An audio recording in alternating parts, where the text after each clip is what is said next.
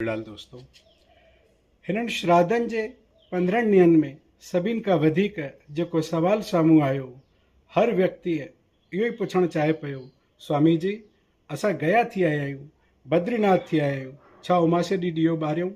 त मुंहिंजो जवाबु हिकिड़ो ई हो कि अवश्य सर्वपितृ अमावस्या ते घर जे ॿाहिरि चांउठ ते ज़मीन शुद्ध करे साफ़ करे फुल्के जे मथां चौमुखो या जिन परिवारनि में रीति हुजे 16 मुखी ॾीओ ॿारणु घुरिजे, पितरनि खां आसीस वठणु घुरिजे, जल घुमाए करे चांवर रखी मथो टेके पितरनि जे आसीस सां ई परिवार में धन धान्य सुख समृद्धि सफलता ॿारनि जा कार्ज सभु कम रास थींदा आहिनि।